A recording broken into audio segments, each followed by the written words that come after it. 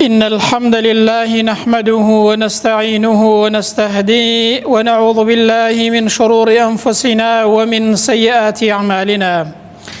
أشهد أن لا إله إلا الله وحده لا شريك له وأشهد أن محمدا عبده ورسوله. اللهم صل على محمد وعلى آل محمد كما صليت على إبراهيم وعلى آل إبراهيم في العالمين إنك حميد مجيد.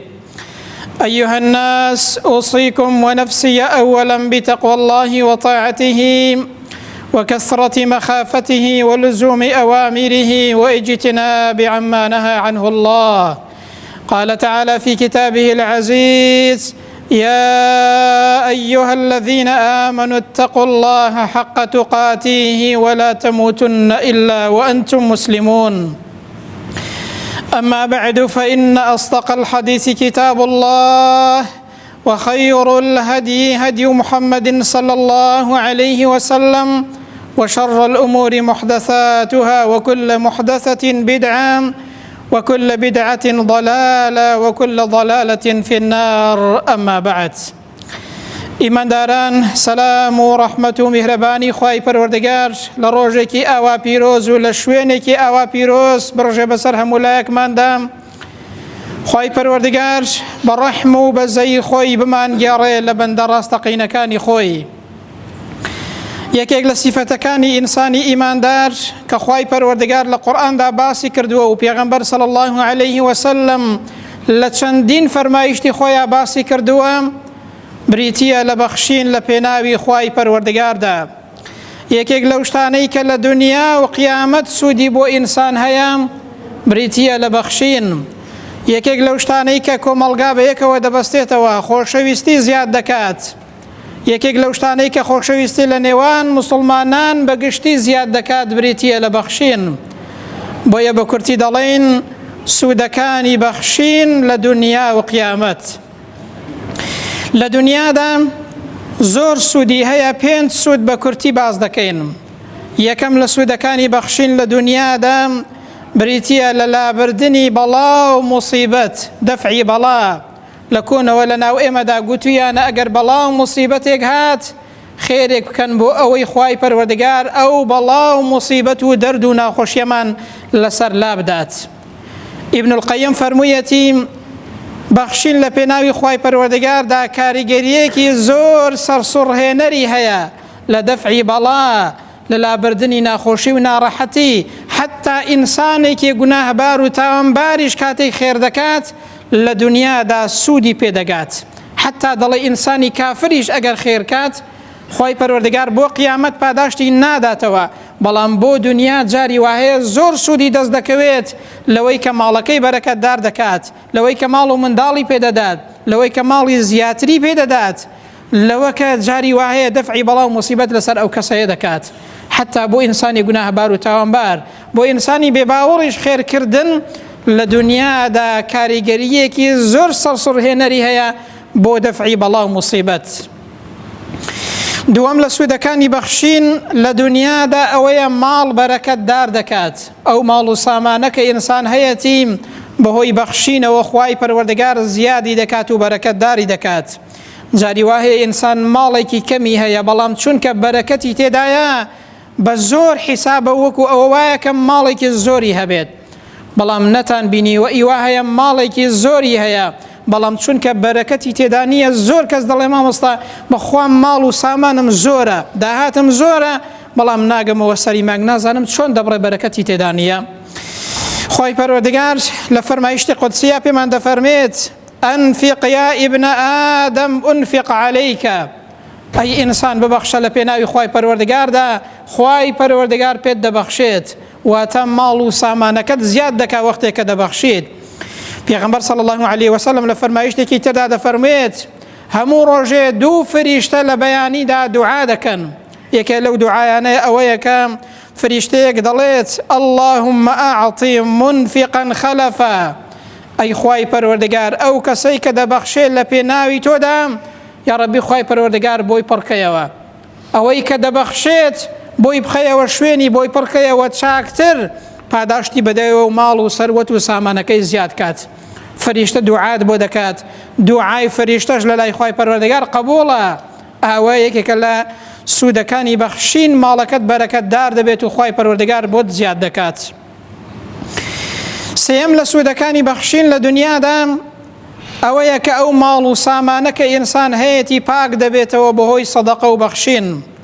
پێغەمبەر دەفەرمێ صلی الله عليه وسلم یا معشر التجار ئەو کەسانەی کە بازرگانن ئەو کەسانەی کە بازرگانی دەکەن هەر جۆرە مامەڵەیەک دەکەیت إن البيع يحظره اللغو والحلف دەفەرمێ کڕین و فرۆشتن بازرگانی کردن هەر جۆرە معاملەیەک دەکەین جاری وا هەیە هەندێک قسەی ناڕاستی تێدەکەوێت سوێند خواردنی تێدەکەوێت زۆر شتی لەغوی تێدەکەوێت.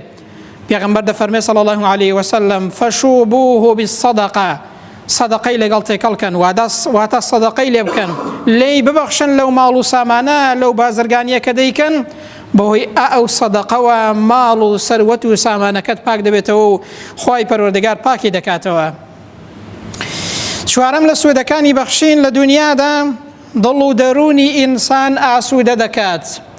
ئینسان وەختێک کە دەبەخشێت ئەو کاتە تەماشاکە لە هەموو کاتێکدا دڵ و دەرونی خۆشترە. ئەوە هەر لە خۆمەوە ناڵێم بەڵکو لە توێژینەوە زانستیەکاندا سەلماوە. لە یەکێک لەو شوێنانەی کە لە گۆڤاری هەیەدا کە گۆڤارێکی زانستیە بڵاو کراوەتەوە لە توێژینەوە زانستیەکان کە کراوە حتا لە توێژینەوە دەرونیەکاندا باز لەوە دەکەن کە بەخشین کاریگەری بەسەر دەرونی ئینسانەوە هەیە ئینسان ئاسوودە دەکات. حتا دکتۆرەکان دەڵێن بەخشین تەمەنی ئینسان درێژ دەکات واتە تەمەنی پڕخێر و بەرەکەت دەکات. ئەو کەسە کە دەبەخشێ هەست بە خۆشحاڵی دەکات ئەو کاتە چێژ لە عمر و ژیانی خۆی دەبینێت ئەو کاتە تەمەن و عمری پڕخێر و بەرەکەت دەبێت. ئەوە لە توێژینەوە زانستی و دەرونیەکاندا سەلماوە کە بەخشین دڵ و دەرونی ئینسان ئاسوودە دەکات ئینسان خۆشحاڵ دەکات. وەختێ تۆ دەبەخشی بە کەسێکی لێ قەوما و بە کەسێکی هەژار و فەقیر دەستگیرەوەی کەسێک دەکەی خوای پەروەردگار لە نەتیجەی ئەوەدا دڵ و دەرونی تۆ ئاسوودە دەکات خۆشحاڵت دەکات بەختەوەر و کامەرانت دەکات. ئاوە یەکێکە لە سوودەکانی بەخشین لە دنیادا. پێنجەم لە سوودەکانی بەخشین لە دنیادا چارەسەری زۆر دەرد و نەخۆشی دەکات. خوای پەروەردگار پێداویستیەکانی ئینسان جێبەجێ دەکات وەختێک کە ئینسان پێداویستی کەسێک جێبەجێ دەکات. پێغەمبەر دەفەرمێ صلی الله عليه وسلم داووا مرضاكم بالصدقة نەخۆشیەکانتان بەهۆی خێر و سەدەقەوە چارەسەرکەن واتە ئەو خێر و بەخشینە و سەدەقەیە کە ئێوە دەیکەن بۆ نەخۆشیەکانتان دەبێتە شیفا بە ئیزنی خوای پەروەردگار. وەختێ تۆ دەبەخشی خوای پەروەردگار شیفا بۆ نەخۆشیەکانت دەنێرێت. جاری وا هەیە کەسێک کە شتێکی پێدەدەیت شتێک دەبەخشی ئەو کەسە دوعایەکت بۆ دەکات خوای پەروەردگار دوعای ئەو کەسە هەژار و فەقیر و لێ قەوماوەت بۆ قبول دەکات. ئەوەی کە تۆ دەتەوێت لە لای خوای پەروەردگار جاری وا هەیە بە دوعا بۆت نەکراوە بەهۆی ئەو خێر و سەدەقەیەی کە دەیکەی خوای پەروەردگار پێت دەدات. پیاوێک دەچێتە لای عەبدوڵڵای کوڕی موبارەک پێی دەڵێ قوربان چەند ساڵە دەگەڕێم برینێک لە چۆکم پەیدا بووە چەندین دکتۆرم کردووە چاک نابم ئایا چی بکەم بەڕای جەنابەت باشە؟ عەبدوڵڵای کوڕی موبارەک ئامۆژگاری دەکات پێی دەڵێ هەڕوو لە شوێنێک لەسەر ڕێگایەک لە شوێنێک کە زۆر پێویستە بیرێک لێدە بۆ خەڵک بۆ ئەوەی خەڵک لە ئاوەکەی سودمەند بێت کەسێ دوعات بۆ دەکا خوای پەروەردگار بەردوعای ئەو کەسەت دەخات و شیفات دەدات. ئەو پیاوە ئامۆژگاری عەبدوڵڵای کوڕی موبارەک جێبەجێ دەکات دەچێت لەسەر ڕێگایەک بیرێک لێ دەدا بۆ ئەوەی خەڵک لێی سودمەند بێت لە پێناوی خوای پەروەردگاردا دەفەرمێ خوای پەروەردگار بەهۆی ئەو خێر و چاکە و سەدەقەیەوە شیفای دام کە چەند دکتۆرم کردبوو چەند ساڵ گەڕام ئەو برینەیەم چاک نەبوو خێر و سەدەقەیەکی کرد خوای پەروەردگار شیفای بۆ نارد. ئەوە سیر نییە بەڕێزانم جاری وهەیە خوای پەروەردگار بە شتێک تاقیمان دەکاتەوە بۆ ئەوەی ئێمە سەدەقە بکەین و خێرکەین و ببەخشین بۆ ئەوەی ئێمە چاومان لە خەڵک بێ بۆ ئەوەی ئێمە زیاتر بگەڕینەوە بۆ لای خوای پەروەردگار. خوای گەورە بە جۆرەها شت بە جۆرەها ناخۆشی و ناڕەحەتی ئێمە تاقی دەکاتەوە. ئەنجام بەخشین نەک هەر لە دنیادا بەڵکو لە ڕۆژی قیامەتیشدا ئینسان ئەجر و پاداشتەکەی لە لای خوای پەروەردگار وەردەگرێتەوە. بزانین لە ڕۆژی قیامەتدا بەخشین چه ئەجر و پاداشتێکی بۆ ئینسان هەیە. زۆر ئەجر و پاداشتی هەیە، سێشت بە کورتی باز دەکەین. یەکەم لە پاداشت و ئەجر و سەوابی بەخشین لە پێناوی خوای پەروەردگاردا لە ڕۆژی قیامەت ئەوەیە کە بەخشین بەڵگەیە لەسەر ئیمانی ئینسان، لەسەر ئیمانداری. پێغەمبەر دەفەرمێ صلی الله عليه وسلم والصدقة برهان، خێرکردن چاکە و بەڵگەیە. بەڵگەی چییە؟ بەڵگەی ئیمان و ئیسلامەتیە. ئینسانێک کە دەبەخشێ و لە خۆی دەگرێتەوە، ئافرەتێک کە دەبەخشێ کە ئاڵقەکەی خۆی دەبەخشێت، گوارەکانی خۆی دەبەخشێت، ئینسانێک کە لە خۆی دەگرێتەوە دەبەخشێ لە پێناوی خوای پەروەردگاردا بە خەڵکێکی لێقەوما و ئەوە بەڵگەی ئیمان و ئیسلامەتیە، بەڵگەی وێژدانێکی زیندووە لە دڵیدا، بەڵگەی ئیمانداریە. ئەوە پێغەمبەر دەفەرمێ صلی الله عليه وسلم ئەو سەدەقە و خێرکردنە بەڵگەیە لەسەر ئیمان و ئیسلامەتی. دووەم لە پاداشتی بەخشین لە ڕۆژی قیامەتە ئەوەیە کە خوای پەروەردگار دەمان پارێزێت لە گەرما و ناخۆشیەکانی ناوگۆڕ و لە گەرما و ناخۆشی و ناڕەحەتی دەشتی مەحشەر. لەو ڕۆژەدا کە هیچ شتێک فریاد ناکەوێت، لەو ڕۆژەدا کە هیچ شتێک سوودی نییە. ئەو کەسەی کە دەتەوێت لە گەرما و ناخۆشی و ناڕەحەتی قەبر پارێزراو بێت، ئەو کەسەی کە دەتەوێت لە گەرمای قیامەت خوای گەورە نەجاتت دات، سێبەرێکت بۆ بکرێت، لەو سێبەرێدا ئیسراحەت کەی لەو ناخۆشی و ناڕەحەتیە. چی ئەوەت بۆ دەکات؟ پێغەمبەر دەفەرمێ صلی الله عليه وسلم إن الصدقة لتطفئ عن أهلها حر القبور. صدقە و خێرکردن خاوەنەکەی دەپارێزێت لە گەرما و ناخۆشی ناوگۆڕ. لە ناوگۆڕدا هیچ شتێک فریاد ناکەوێت، هیچ شتێک بە کەڵک نایەک، تەنها چاکەکردن نەبێت. ئەو سەدەقەیە کە دەیکەی لە ناوگۆڕدا لە ناخۆشی و ناڕەحەتی گەرمای ناوگۆڕ ڕزگارت دەکات و نەجاتت دەدا بە فەرمانی خوای پەروەردگار. وإنما يستظل المؤمن يوم القيامة في ظل صدقته. ئەنجا دەفەرمێ پێغەمبەر صلی الله عليه وسلم ئینسانی ئیماندار لە ڕۆژی قیامەتە لە دەشتی مەحشەرە لە سێبەری ئەو سەدەقە و خێرەی کە دەیکات لەوێ ئیسراحەت دەکات و لەوێدا لەو سێبەرەیە ئیسراحەت دەکات لە سایە و سێبەری سەدەقەکەیدا دەحەسێتەوە. لەو ڕۆژێدا کە ڕۆژ بە ئەندازەی میلێک نزیک دەبێتەوە، زۆر گەرما و ناخۆش و ناڕەحەتە، ڕۆژێکی زۆر دژوارە. ئینسان بە ئەندازەی ئەوەی لەو دنیادا دەبەخشێت خوای پەروەردگار سێبەرێکی لەسەر سەر دەکات. ئەوە ئەجر و پاداشت و گەورەی بەخشینە لە پێناوی خوای پەروەردگاردا. سێەم لە ئەجر و پاداشتی بەخشین لە ڕۆژی قیامەتدا دەستخستنی پلە بەرزەکانی بەهەشتە. پێغەمبەر صلی الله عليه وسلم لە فەرمایشتی صحیحدا پێمان دەفەرمێت إن في الجنة غرفا يرى ظاهرها من باطنها وباطنها من ظاهرها. لناو بەهەشتا کۆشک و قەسرێک هەیە، وەختێک لە ژوورەوە دانیشتووی دەرەوەت لێ دیارە، وەختێکیش کە لە دەرەوە تەماشا دەکەی ژوورەوە و ناوەوەی کۆشکەکەت لێ دیارە. واتە کۆشکێکی ئاوەندە خۆشە لە ناو بەهەشتا، دیارە و موسەیتەرە بەسەر بەهەشتا. فەرموویان ئەی پێغەمبەری خوای صلی الله عليه وسلم ئەو کۆشکە بۆ کێیە؟ پێغەمبەر یەکێک لەوانە کە فەرمووی بۆ ئەو کەسانەیە لیمەن ئەطعەم الطعام، بۆ ئەو کەسانەی کە دەبەخشن، بۆ ئەو کەسانەی کە خۆراک دەدەن بە خەڵک، ئەو کەسانەی کە لە ماڵ و سامانیان دەبەخشن لە پێناوی خوای پەروەردگاردا، بە کەسانی لێقەوما و هەژار فەقیر دەستگیرۆییان دەکەن، فریایان دەکەون. ئەو کۆشکە خۆشە لە ڕۆژی قیامەتە بۆ ئەو کەسانەیە. ئەوەش گەورەی و پاداشت و ئەجر و سەوابی بەخشینمان پێ دەڵێت لە پێناوی خوای پەروەردگاردا. کۆتاییەکەی بە فەرمایشتێکی پێغەمبەر دێنین صلی الله عليه وسلم کە فەرمایشتێکی زۆر موژدەبەخشە لەسەر بەخشین. پێغەمبەر دەفەرمێ صلی الله عليه وسلم ئەو کەسەی کە دەبەخشێ لە ماڵ و سەروەت و سامانێکی حەڵاڵ بەدڵ دەبەخشێت، بە ئیخلاصیەتەوە لە پێناوی خوای پەروەردگاردا دەبەخشێت، دەفەرمێ خوای پەروەردگار بە دەستی ڕاست لێی وەردەگرێت. ئەوە تەشریف و گەورەییەکە بۆ بەخشین. هەرتوو دەستەکانی خوای پەروەردگار ڕاستن کەما یەلیق بجەلاله، بەڵام بۆ ئەوەی ئێمە تێبگەین کە بەخشین چەندە گەورەیە. جا پێغەمبەر دەفەرمێ صلی الله عليه وسلم وئین کانت تەمرەتەن ئەگەر تەنانەت یەک خورما بێت دەنکە خورمایەک بۆ ئەوەی تێبگەین ئینسان بە ئەندازەیەکی کەمیش ببەخشێت بەڵام لە ماڵێکی حەڵاڵ بە ئیخلاسیەتەوە ببەخشیت هەرچەندە کەمیش بێت.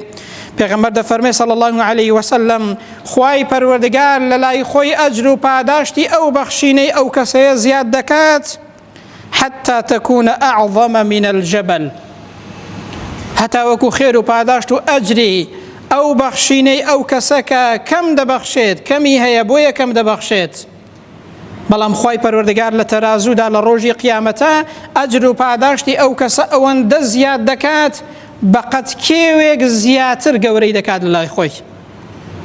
بەقەت یەک چییە؟ ئاوە کە کەمێک دەبەخشی خوای پەروەردگار لە لای خۆی زیادی دەکات.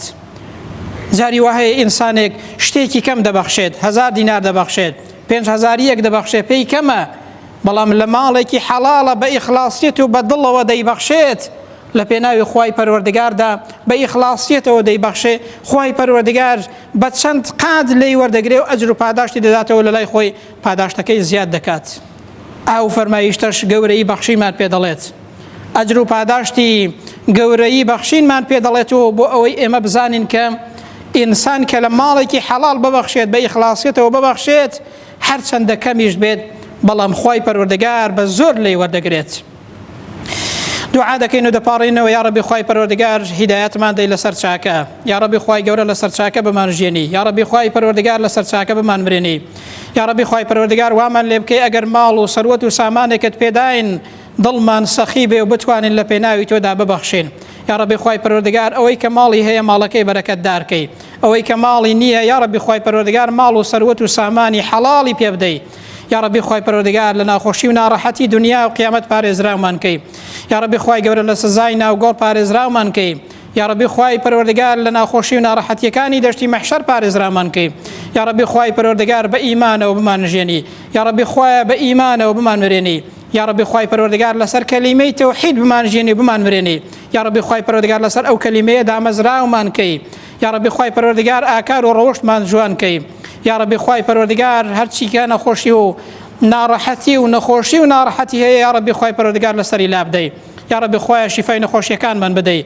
بە تایبەتی ئەوانەی کە داوای دوعایان کردووە خوایە شیفایان بۆ بنێری یا ڕەبی خوای گەورە هەر کەسێک لە ناخۆشی و ناڕەحەتیدایە یا ڕەبی خوای پەروەردگار بەهانایەوە بچین یا ڕەبی خوای پەروەردگار ئەو هاوسەرانەی کە ناخۆشی و ناڕەحەتیان هەیە لە ماڵەوە کە زۆرێکیان داوای دوعای خێر دەکەن بە تایبەتی ئافرەتان یا ڕەبی خوای پەروەردگار دەروی خێریان لێ بکەیەوە یا ڕەبی خوای پەروەردگار کێشە و موشکیلەیان بۆ حەڵکەی یا ڕەبی خوای گەورە ئاژاوە لە ماڵی موسڵمانان بە دوورکەی یا ڕەبی خوای پەروەردگار سەرفراز و عاقبەت خێری دنیا و قیامەتمان بکەی یا ڕەبی خوای پەروەردگار موسڵمانان لە تەواوی جیهان سەرکەوتووکەی یا ڕەبی خوای پەروەردگار خاک و وڵات و کوردستانی ئێمە و خەڵکی ئێمە موسڵمانانی ئێمە پارێزراوکەی یا ڕەبی خوای پەروەردگار موسڵمانان لە هەر شوێنێکی دنیا هەن پارێزراویان کەی بە تایبەتی موسڵمانانی غەزا یا ڕەبی خوای پەروەردگار سەرکەوتویان کەی یا ڕەبی خوای پەروەردگار بەهانایانەوە بچی یا ڕەبی خوای پەروەردگار لەو برسێتی و ناخۆشی و ناڕەحەتی و تینوێتی کە تێکەوتون یا ڕەبی خوایە ڕزگاریان کەی یا ڕەبی خوایە بەهانایانەوە بچی یا ڕەبی خوای پەروەردگار دڵی موسڵمانانیان بۆ نەرم کەی بۆ ئەوەی کە هاوکاریان کەن یا ڕەبی خوای گەورە پارێزراویان کەی شیفای نەخۆشیەکانیان بۆ بنێری یا ڕەبی خوای پەروەردگار جوولەکەی زاڵم و ستەمکار لە ناوبەری یا ڕەبی خوای پەروەردگار بەڵاو موسیبەتیان بۆ بنێری یا عەزیز و یا منتەقیم یا جەبار خوای پەروەردگار داوات لێ دەکەین بۆ خاتری ناوە بەرزەکانی خۆت یا ڕەبی خوای پەروەردگار ئەو جوولەکە خوێن ڕێژ و زاڵم و ستەمکارانە لە ناوبەری یا ڕەبی خوای پەروەردگار دەسەڵاتی خۆتیان نیشان دەی یا ڕەبی خوای پەروەردگار ئەرزیان لە ژێر پێدا ڕۆ بچێت یا ڕەبی خوای پەروەردگار دەسەڵاتی خۆتیان نیشان دەی لە ناویان بەری یا ڕەبی خوای پەروەردگار تووشی بەڵا و فیتنە و ئاشوبیان کەی یا ڕەبی خوای پەروەردگار ماڵەکانیان ئاگر دەی وەکو چۆن ماڵی موسڵمانانیان ئاگر داوە یا ڕەبی خوای پەروەردگار تۆڵەیان لێ بکەیەوە یا ڕەبی خوای گەورە تۆڵەی ئەو هەموو ژن و منداڵ و بێتاوانە لەو جوولەکە زاڵم و ستەمکارانە بکەیەوە یا ڕەبی خوای پەروەردگار تەفروتونیان کەی یا ڕەبی خوای پەروەردگار هەر کەسێک زاڵم و ستەمکارە کە ناگەڕێتەوە بۆ لای تۆ یا ڕەبی خوای پەروەردگار دەستی نەدەی تۆڵەی خەڵکی لێ بکەیەوە بەسەریەوە نەچێ حەل لە دنیادا یا ڕەبی خوایە بیکەیە پەندی زەمانە يا رب خوای پەروەردگار عاقبەت خێری دنیا و قیامەتمان بکەی آمين. أقول قولي هذا وأستغفر الله لي ولكم وبعد أعوذ بالله من الشيطان الرجيم ربنا آتنا في الدنيا حسنة وفي الآخرة حسنة وقنا عذاب النار اللهم آمين